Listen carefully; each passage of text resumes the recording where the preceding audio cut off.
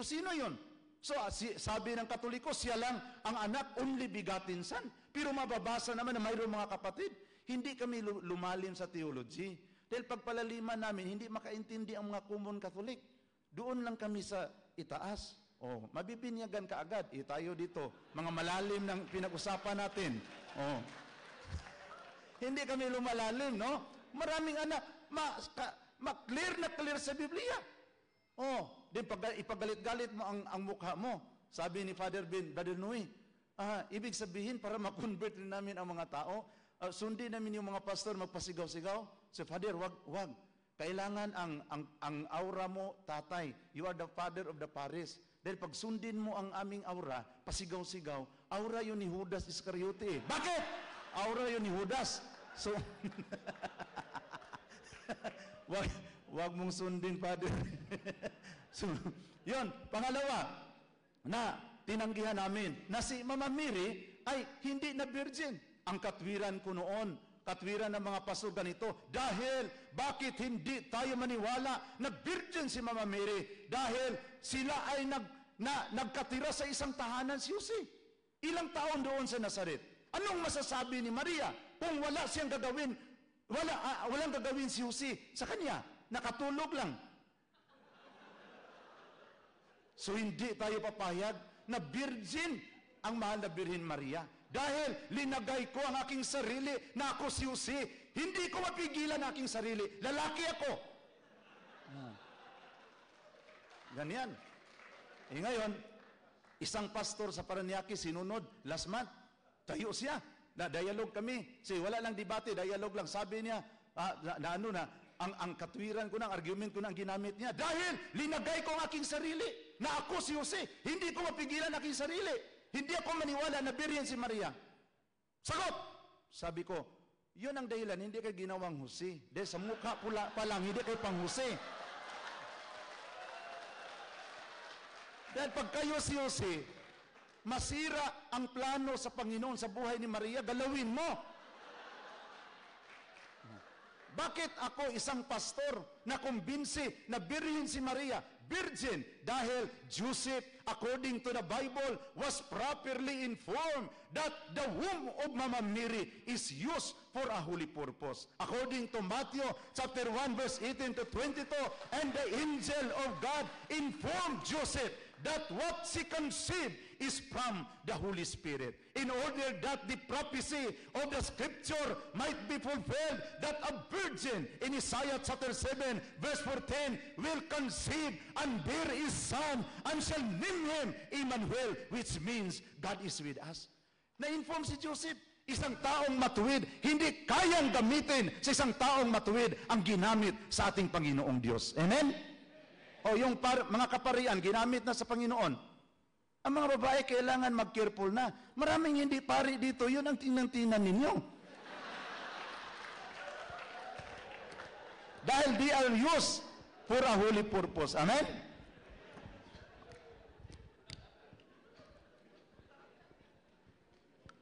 Tingnan ninyo yung mga babae na nakadagit ng mga pari. One of the most lonely woman in the world. Dahil kinuha mo ang sa Panginoon. So kailangan, kung bata pa kayo, huwag kayong magpunta-punta palagi sa kumbinto. Piliin natin yung mga medyo may edad na. No? Mga nandyan na sa senior citizen period para mailayo sa tukso. Joke lang ha. Palakpakan natin ang Panginoon. Of course naman, sa pastor, wala ring plano. Dahil walang ibang sinisira. Ngunit, isang panahon nagulat ako na sa aking pag-akay ng mga Katoliko, marami ring mamislead. Dahil ito ang nangyari ngayon sa Pilipinas eh. Paano? Kailan kaming mga pastor papasok? Tandaan niyo ito ha? Pag mag-awayan na ang mga officer sa kapilya, pasok kami. Fertile ground yun. Fertile ground. Pag mag-awayan na ang mga parokyano at saka ang parish priest, padala kami kaagad ng church planting. Tatayo kami kaagad ng simbahan dahil na-discourage ang mga common Catholic, ang mga weak Catholic na tiningnan ang mga leaders sa parokya, nag-awayan ang mga kaparian at ang mga officers, ang Parish Pastoral Council. That is a fertile ground of another faith. That's why ngayon, being warriors of our Lord Jesus Christ, we let us be careful of our movement. Baka ito magiging panahon, opportunity, para papasok ang mga bulaang propeta at tangayin ang mga tupang binili sa dugo ng ating Panginoong Hesukristo. Amen? Kung ako sa aking sarili, no, tulad naming mga pastor, may born again, baptist, mga evangelical, magbangayan rin kami. Magbangayan rin kami. Sabi ko, pastor, wag na lang tayo magbangayan. Mas mabuti pa, uwi kayo doon at saka pag-akay ng maraming pastor tulad sa iyo. Kaysa i-compare natin ang masteral mo sa Greek and Hebrew. And then, hanggang ngayon, ilan ng taon, 2 pa lang ang naakay mo. Ang importante ngayon, sinong naakay natin sa Panginoon. Amen? Palakpakan natin ang Panginoon. Okay. Ngayon, mayroon pa kaming paano namin tinitira si Mama Mary? O tingnan nyo, sabi nila na inangkin ni Jesus si Maria na kanyang nanay. Actually, hindi. Tingnan mo sa Matthew chapter 12, verse 46 to 50. Memorize namin yun lahat. Yung mga verses na parang panira sa Katoliko, memorize namin lahat. Yung pabor sa Katoliko, hindi namin sinali pag memorize.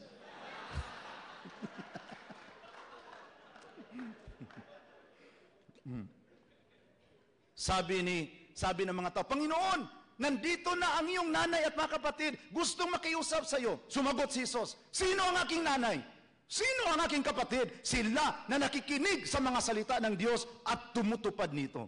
Tingnan mo mga kapatid, hindi nga inangkin ni Jesus inay niya si Mama Mary.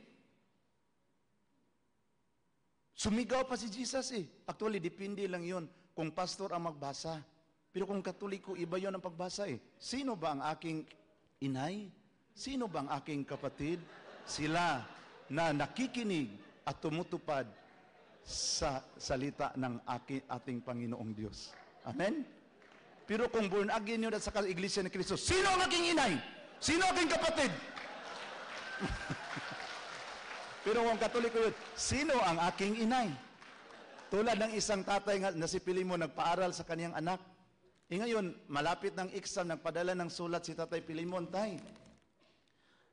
Sinulat. Ngayon, wala nang eyeglass, hindi makabasa si Tatay Pilimon dahil, walang eyeglass, pinabasa niya sa isang tambay. Ginanon pagbasa, Dear Tatay Pilimon, padalhin mo ako ng pira dahil hindi ako maka-exam kung walang pambayad sa tuition. Anak mo, Renato. Sabi ni Pilimon, dahil lang nakapag-aral na ng kolehiyo, sigaw-sigaw na. Nalungkot si Tatay Pilimon doon sa ilalim ng kahoy. Bigla na lang dumaan ang katikista. Sabi ng katikista, Tay, bakit malungkot kayo dyan?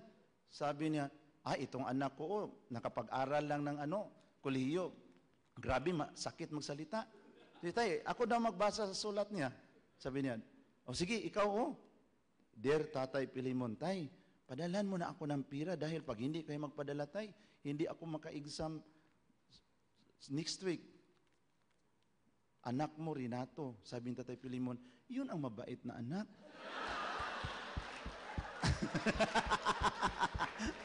So, depende pala kung ang nakabasa sa Biblia, born again o Iglesia ni Cristo. So, huwag tayong maniwala kaagad sa pasigaw-sigaw dahil modus operandi namin yan para ang Katoliko makaganyan.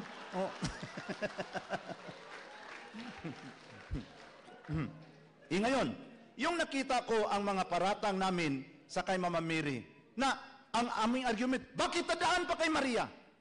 Diretso na sa Diyos. Diretso na kay Kristo dahil John 14:6, I am the way, the truth, and the life. Yun ang argument namin. Pero pumasok sa aking isip, mga kapatid, bakit si Jesus hindi nagdiretso pagpunta sa sanlibutan? Dumaan muna sa sinapupunan ng ating mahal na Birhen Maria. There is a significant. Kung ang Panginoon ay dumaan sa sinapupunan ni Mama Mary, kung dumaan muna siya sa kay Mama Mary bago magpunta sa atin, makatuwiran, nadadaan muna tayo sa nanay ng ating tagapagligtas bago tayo lalapit sa ating tagapagligtas, ang ating Panginoon Kristo. Doon ko nakarealize, parang hindi maganda itong sa amin. Memorize namin ang mga verses sa Biblia, ngunit nagdevelop kami ng galit kay Mama Mary. Sana yung na-realize ko noon, mga kapatid sa pastor, na dumami na ang kaalaman namin sa Biblia, mas lumalim ang pagrespeto sa babaeng nagmamahal at nag-aaruga ng ating Panginoon. Ngunit mas lalong araw-araw kaming nag-Bible study, mas lalong lumalim ang aming galit laban sa inay ng ating Panginoong Jesucristo. Kinukumpara ko, kung ito ang mga Katoliko, ito ang mga hindi Katoliko, mga born again, magsabi, ang Katoliko, 30% lang ang kaalaman sa Biblia. Ito mga born again, 95%. Ngunit, inaway nila at binastos ang aking nanay. Sinong pipiliin ko? Itong kunti lang ang nalaman, ngunit rinirespeto ang aking nanay, o itong maraming nalaman, bastos, binastos ang aking nanay. Ang pipiliin ko ang Katoliko, sila ang paunahin ko pagpasok sa langit dahil rinirespeto nila ang aking nanay at ginagalang ang babaeng nagmamahal at nag-aaruga sa akin. Doon ako nakarealize as a pastor. Ngunit I keep it in my heart because my tatay is also a debater. Pero alam niyo noon, makipagdebate kami pero makahiring kaming Catholic Faith Defender, hindi na kami magpunta. Then mag-usap-usap lang kami, wala na tayong makuha niyan. Catholic Faith Defender na yan. Wasting money and time yun. Pabayaan na yan. Dito tayo sa mga bata na Katoliko. Dahil ang mga bata na Katoliko, kunti pa ang nalaman, madali pang makonvert. Pero itong mga Catholic Faith Defender, isang buwan, marami na nalaman, hindi pa makonvert, naubos ang oras sa kapira mo, pabayaan mo na yun sila dyan. Dito tayo sa mga estudyante. That's why estudyante ang focus namin. Ngunit mga kapatid, nakita ko na ang role ni Mama Mary, the Mother of God, bakit Diyos? Doon ko nakarealize. Yung tinanong ako ni Father Domingo topic sa Pardo, paano mo yan naiintindihan? Na siya ay nanay ng Diyos dahil ang lumabas sa kanyang sinapupunan Diyos.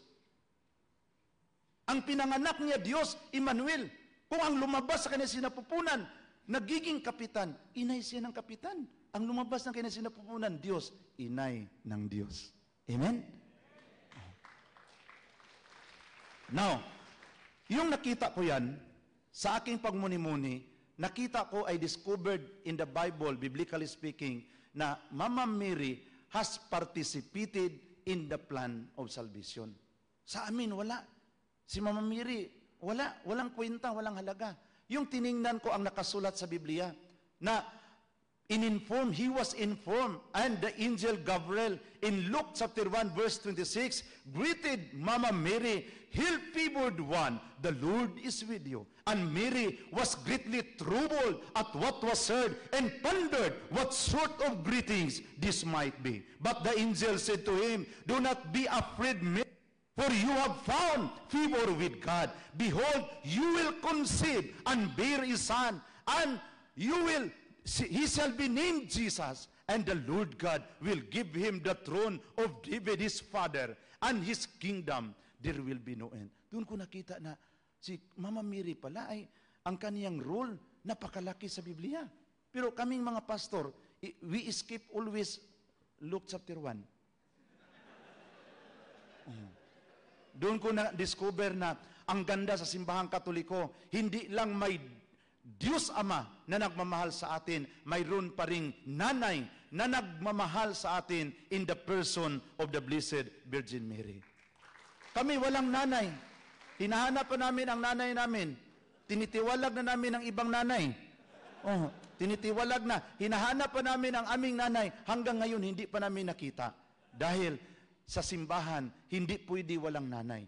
And I realized, in my prayer, before accepting the baptism of the Catholic Church, na ang unang inay na si Eve, abandoned her responsibility as a mother of all the living. Ngunit, ibinigay ng Panginoon si Mama Mary na magiging nanay sa ating lahat dahil hindi man natin maintindihan ang pag-ibig ng Diyos kung walang nanay na nag-aaruga sa atin. Amen? Kaming mga born again, walang nanay, walang mama. Doon na lang kami sa auntie na lang kami lumapit dahil walang mama. Kumplito ang Katoliko, doon ko nakita. So, yung pagtingin ko sa encounter ni Elizabeth at sa kanyang Mama Mary, yung sabi ng Biblia, "And when Elizabeth heard Mama Mary's greetings, the infant in her womb leaped for joy, and Elizabeth was filled with the Holy Spirit." Elizabeth shouted, "Blessed you among women, and blessed is the fruit of thy womb. Why is it allowed to me that the mother of my Lord will visit me? Because when I hear the sound of your greetings, the infant in my womb leap for joy. Blessed are you, Mary, who believed that what was spoken to you by the Lord would be fulfilled. And Mama Mary answered, my soul glorifies the Lord, and my spirit rejoices in God my Savior, for he has mindful of me, the humble state of his servant. Behold, from now on, all generation will call me blessed. Kami mga protestante, mga born again, hindi kami tumawag na blessed si Mama Mary. Kami lang ang generation na tumanggi tatawag. Delikado kung saan kami galing, di ba? All generation will call me blessed. Ang generation ng born again, mga Baptist, hindi tumawag na blessed. Delikado doon ko nakita, delikado kami. And another analysis na aking nakita, the first mother encountered the devil, and the first mother was defeated by the power of the devil because she listened to the words of the devil. But the second mother will accept the challenge. In that second challenge, the Almighty God assured us that the second mother will defeat the dragon. According to Genesis chapter 3 verse 15, I will put enmity between you and the woman, between your offspring and your offspring. You will strike at his head, but he will strike at your head. Yung nakita ko yun, mga kapatid. Bangayan si Mama Mary at saka si ang dragon, mag-away sila. Sabi ko, Lord, saan kami papanig? Yung kinuklos ko ang aking mata, nakita ko na ang lahat ng mga Katoliko doon sa likuran ni Mama Mary, habang nakipaglaban siya sa dragon, lahat ng mga Katoliko. Pero I close my eyes again, nakita ko ang lahat ng mga born again doon sa likuran sa dragon. Nakinabahan ako. Then, imposible man na doon kami sa panig ni Mama Mary dahil sa picture pa lang sinunog na namin. Imposible kung doon kami papanig kay Mama Mary. Yung I close my eyes again, parang doon kami sa likuran ng dragon. And I realized in my analysis that in this second encounter of the second mother and the dragon, Jesus Christ will use all his power that his mother will not be the second victim again against this monster that victimized many children of the Catholic Church. That's why tayong mga CFD, mga converted pastors, ako sa aking buhay, I spent more of my times na pupunta sa mga pinaka-lowest level para iliwanag sa kanila ang katotohanan, para maibalik sa simbahan na itinatag ng ating Panginoon. Walang iba kundi ang simbahang Katoliko. Then, alam niyo, brothers and sisters, yung nakita ko yan, nawala yung galit ko sa mga pari. Noon, grabing galit ko sa mga pari. Dahil sabi man ng lolo namin, yung pari, bulaang propita yun. So, grabing galit ko sa mga pari. Ngunit yung nabasa ko ang Malakay chapter 2 verse 7, for the priest lives preserved knowledge. People should go to them and ask my will, because they are the messenger of the Almighty God. Ang tungkulin sa mga kaparian, ang pagtuturo sa tamang kaalaman sa Diyos, ang mga tao ay kailangang doon lalapit sa kanila dahil sila ang sugo sa makapangyarihang Diyos. Sinong sugo na tinutukoy? Hindi si Brother Felix Manalo, kundi ang kaparian. Amen?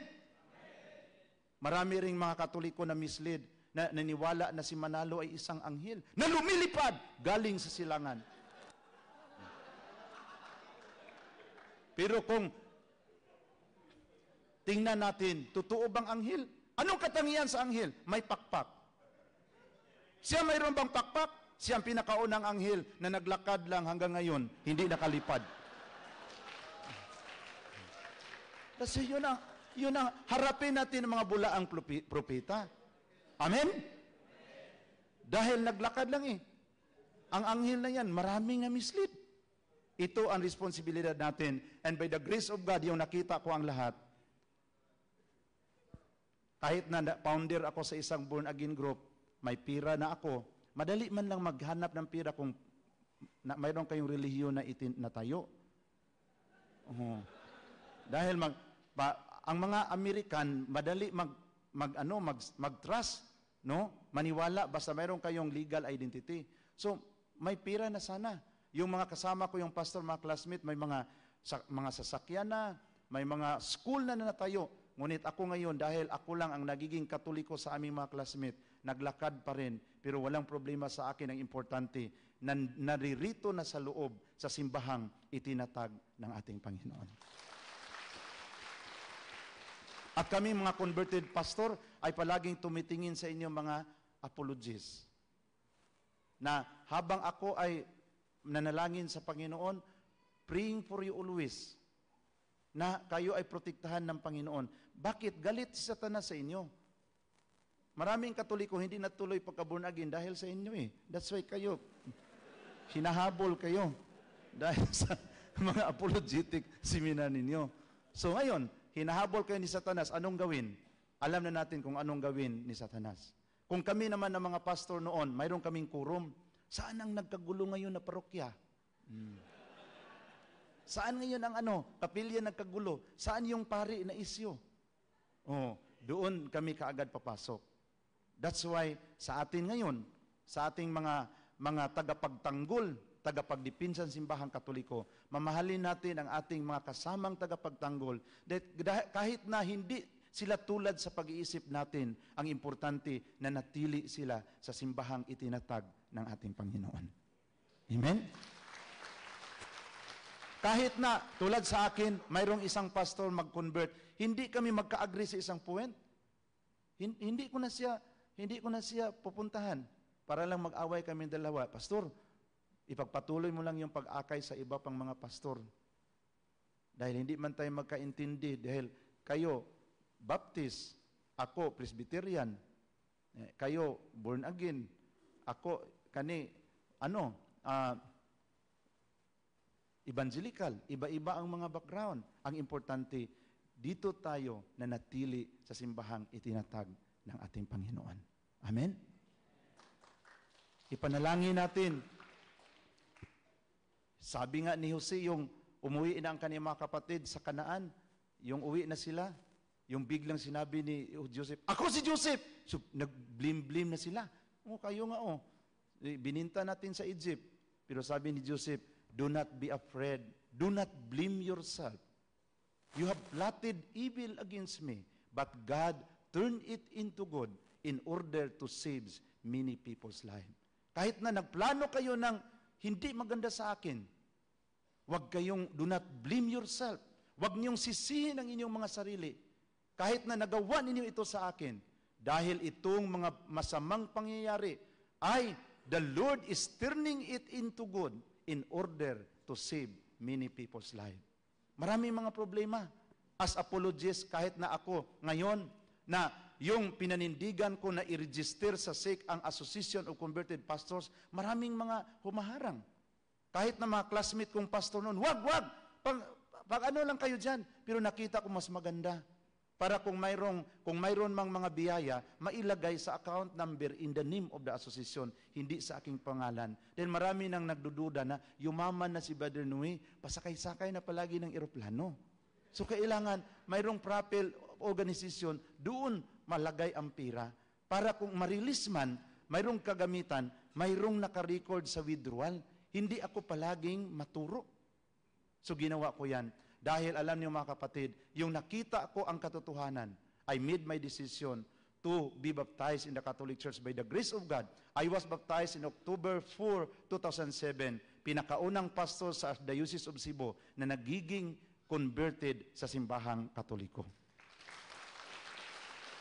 Yung binyagan ako, maraming mga pagsubok, my own family, issues left and right. Pero sabi ko sa Panginoon, Panginoon, hindi ako maka-promise na hindi ako magkamali.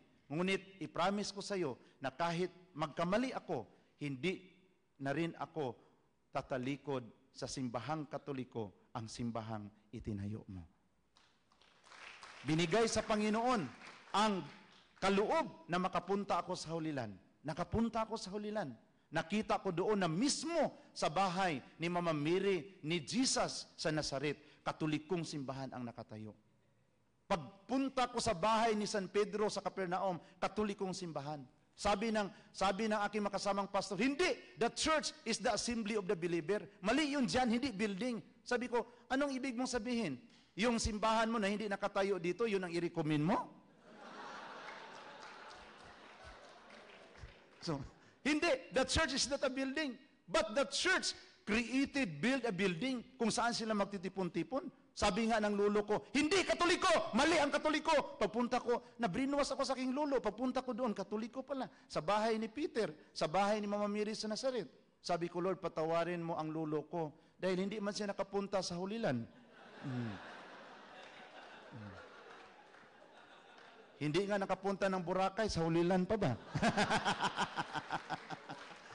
So of course mga kapatid, yung pag-uwi ko sa Pilipinas, dala-dala ko ang mga picture doon sa bahay ni St. Peter, sa bahay ni Mama Mary, ang aking tatay. Hindi ako maniwala na si Maria, inay ng Diyos. Sabi ko, tay, pag ipagpatuloy mo yung pagsunog sa mga larawan ni Mama Mary, tay, ang masaktan si Jesus. Wala yun sa Biblia. Siya, of course naman. Hindi man yung kailangang ilagay sa Biblia yung panununog mo.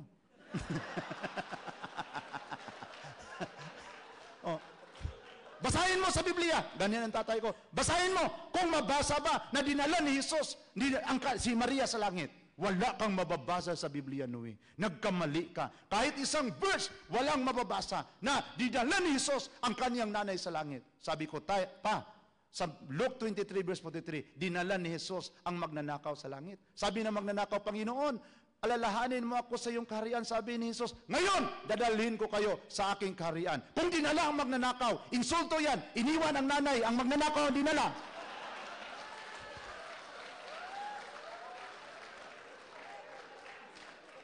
Imagine, ang magnanakaw dinala, ang nanay iniwan. Kung si Jesus may capacity, if Jesus has the capacity to bring the thief into heaven, there is no reason that Jesus has no capacity to bring his mother into paradise. That is a great insult. Hindi na kailangan basahin pa sa Biblia pa. Sabi, na ganyan aking papa. Ang nanay mo mag-collapse. Dalhin mo sa ospital, hindi. O born again ka na. Magsabi na, wag mo na. Basahin mo na natin sa Biblia kung dalhin ba natin si mama sa Biblia. Na. Sorry, Gidma, dahil wala sa Biblia, oh.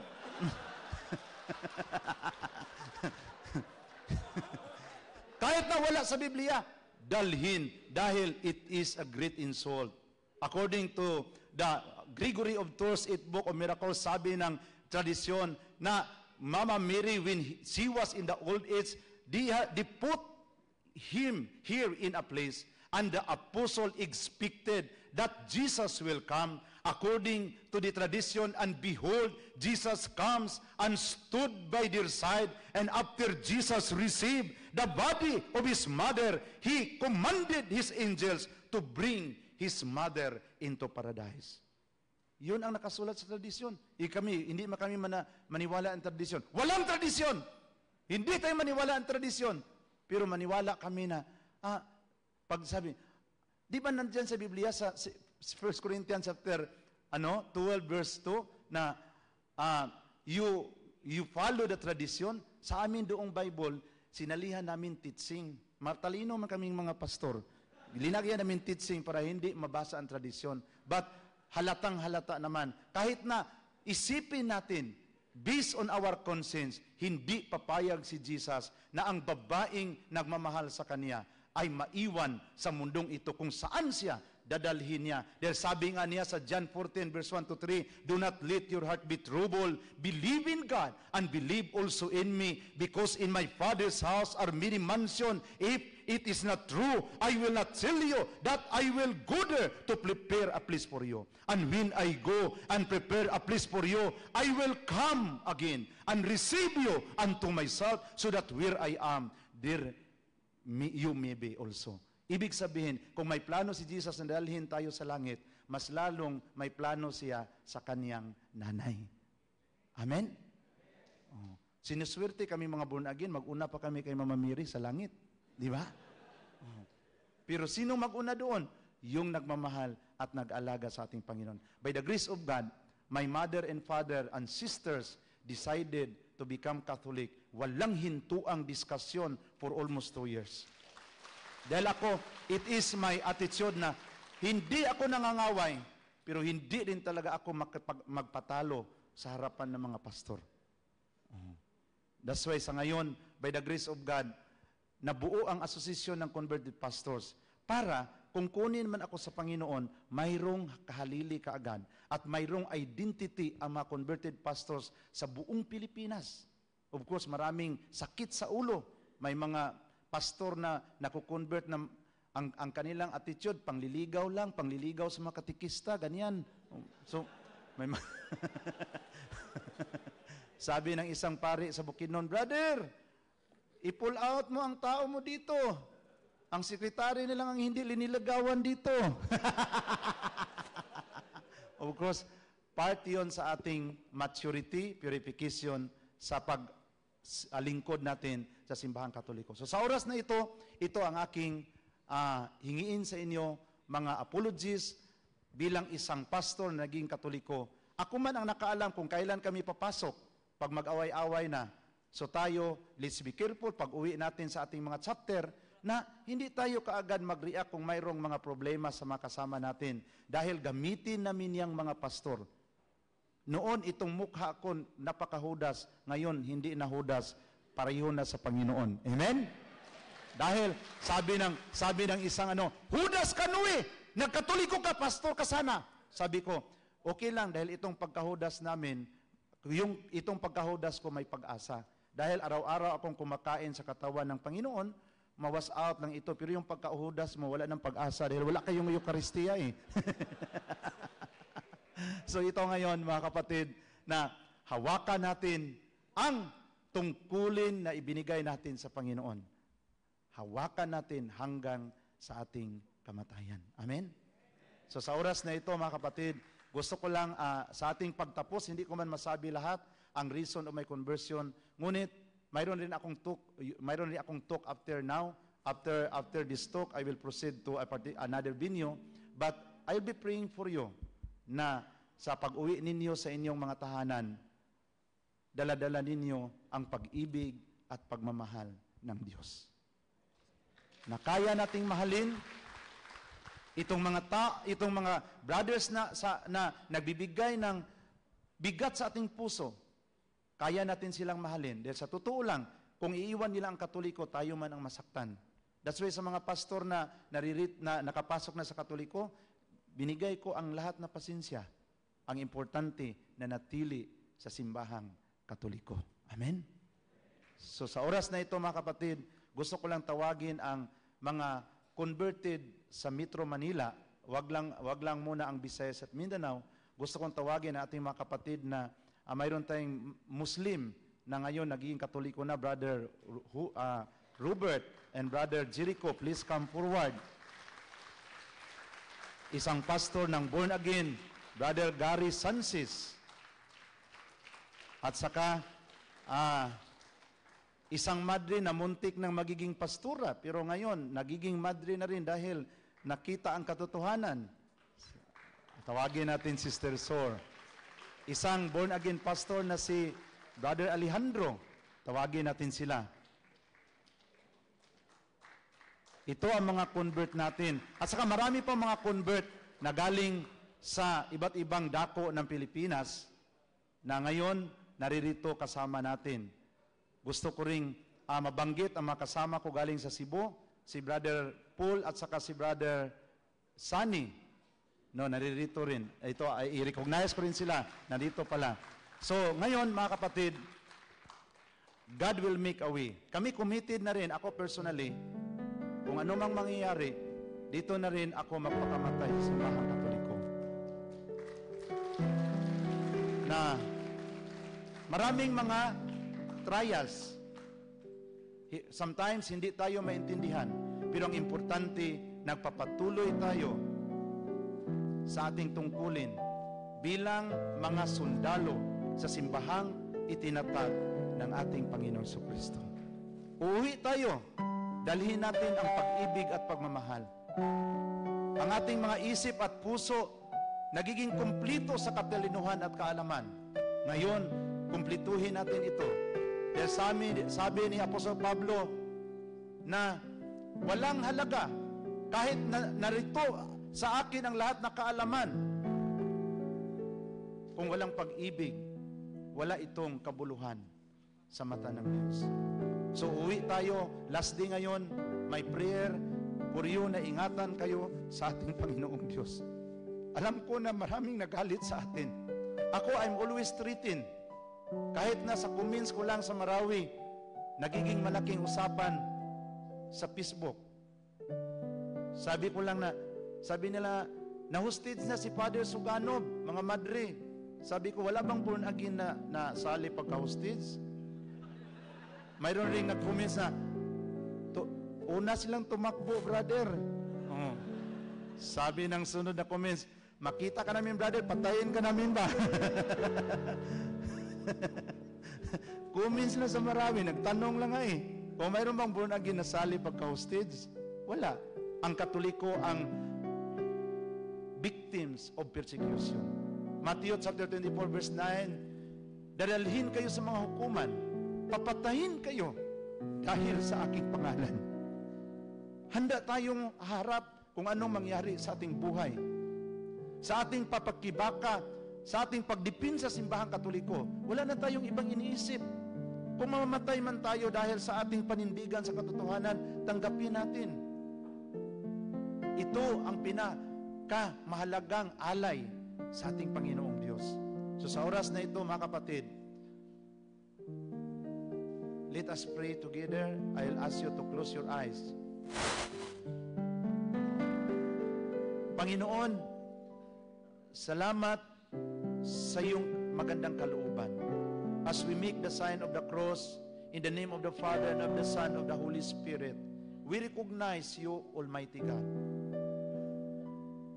Nakatayo ako sa harapan sa iyong mga anak para hingiin sa kanila na manindigan hanggang sa katapusan ng aming paghinga. Panginoon, maawa ka sa iyong mga anak na sa kanilang pag-uwi, dala-dala nila ang pag-ibig at pagmamahal. Kahit na hindi magkapariha ang aming mga pag-iisip sa aming mga kasamang tagapagtanggol, ngunit mahal namin sila, Panginoon. Turuan mo kami na mag-focus kami sa mga nawalang mga tupa. Uwi kami, puntahan namin ang mga tupa na inaakay sa mga bulaang propeta. Harapin namin ang mga bulaang propeta, Panginoon, upang ang mga tupa na naligaw ay may pabalik sa iyong kawan. Sabi mo nga ng John chapter 10 verse 16 na mayroon akong ibang tupa na wala sa kawan na ito. Darating ang araw na sila ay magiging isa na lang ang kawan at isa na lang ang pastol. Ito ang aming hinangad, Panginoon. Kahit na kaming mga converted pastors na naririto ngayon, palagi naming pinapanalangin ang mga Catholic faith defenders sa buong Pilipinas. Alam namin na ang pinakaunang galit sa amin, si Satanas. Dahil ginamit mo ang iyong mga anak para paglabanan at panindigan ang katotohanang natanggap namin mula sa iyo. Narito ang mga convert sa aking likod at mga convert pa na nakaupo dyan sa mga upuan. We offer our lives. Na sana, Panginoon, makita-kita pa kami sa sunod na taon. Hindi kami magkahiwalay. Dahil tinawag mo kami, Panginoon, para panindigan. Lalo na si Mama Mary na palaging sinisira. For 15 years, wala akong ibang ginawa ang paninira kay Mama Mary. Ngunit, na-realize ko, Panginoon, na itong ginawa ko na pagbastos kay Mama Mary, kayo ang nasasaktan. Nagsisi ako sa aking buhay. Kahit na hindi ako perpekto, Panginoon, nadesisyonan ko na magbalik sa iyong simbahan. At sana, Panginoon, hindi lang kaming mga pastor ang naririto, ang maakay pabalik sa iyong simbahan, kundi hipuin mo pa ang marami pang mga pastor na galit sa iyong simbahan. na sila rin ay makabalik sa simbahang itinatag mo. Hindi ito namin magagawa, ngunit walang imposible sa iyo. Sabi nga ni Angel Gabriel, for in God nothing is impossible. Sa Panginoon, sa mga problema na hinaharap namin ngayon, tulungan mo kami na hindi namin isipin na ang mga kasama namin sila ang nagpabigat. Alam namin na ang real naming kaaway, ang totoo naming kalaban, si Satanas at ang mga demonyo na nagmotivate sa mga bulaang propita para magbiktima sa mga tupa na nandyan sa iyong kawan. Uuwi kami, Panginoon, na nagkaroon ng bagong lakas at sigla sa aming puso upang ipagpatuloy ang misyon na binigay mo sa amin. Kahit na ako, Panginoon, galing sa Cebu pumunta sa Manila, kahit na walang tahanan, pumunta ako para mapuntahan ang aking makilalang mga pastor. Hanggang ngayon, I survive for almost 4 years na kinalimutan ko na ang aking sarili para lang maipagpatuloy ang misyon na ibinigay mo sa akin at sa iba pang mga convert sa buong Pilipinas. Kayo, Panginoon, ang hanap ng paraan na maipagpatuloy namin ang pagkakaisa at pagmamahalan. Ito, Panginoon, ang pinaka-importante. At alam namin na kayo, Mama Mary, nasaktan kayo kung kami ang mag-away-away dahil kami ang iyong mga anak. Paano man ang aming kaalaman kung hindi kami magkaintindihan? Gusto naming matuwa ka, aming ina, na sana ang iyong pagmamahal bilang ina ay sumusubaybay sa amin, sa mga pastor na mga convert sa buong Pilipinas. At this point, I want to sing this song, God Will Make a Way. Kahit na sa mga mabigat na hinaharap natin, God will make a way. God will make a way where there seems to be no way. He works in ways we cannot see. He will make a way for me. He will be my guide. Hold me closely to His side. With love and strength for His new day, He will make a way. He will make a way. Mama Mary, tingnan mo ang iyong mga anak. Kami ay sa iyo. Kami ay iyong mga anak. Ikaw ang aming ina. Hindi ka kinikilala sa maraming mga tao sa Pilipinas, lalo na ang tulad sa akin ng mga pastor. Mama Mary, tingnan mo kaming lahat. Kasama ka namin sa aming pag-uwi bilang aming nanay sa aming buhay. Turuan mo kami. Saan kami lalapit? Anong isabi namin sa mga taong pupuntahan namin para maakay namin pabalik sa simbahan ng iyong anak? Lipuin mo ang mga puso namin, Mama Mary, dahil alam namin na ang paghihipo sa isang nanay ay nagbibigay ng sigla at inspirasyon sa aming paglilingkod sa iyong anak. Hipuin mo kami.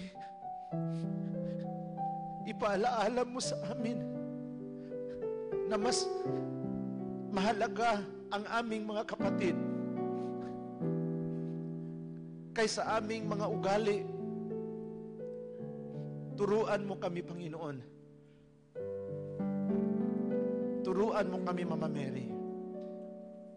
Kayo ang aming mapagmahal na nanay. As we continue singing this song, let us continue to contemplate the love of Mama Mary. Na sa ating pagtingin ang simbahang Katoliko na natiling united as we obey our Pope Francis, sa ating mga obispo, dahil sa alam natin ito ang simbahang itinatag ng Panginoon. Siya ang hanap ng paraan para tayo ay patuloy na magkakaisa magmamahalan hanggat sa katapusan sa ating buhay. God will make a way where there seems to be no way. He works in ways we cannot see.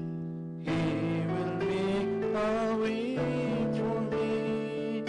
He will be my God. Hold me closely to His side. With love and strength for His name, He will make a way. He will make a way.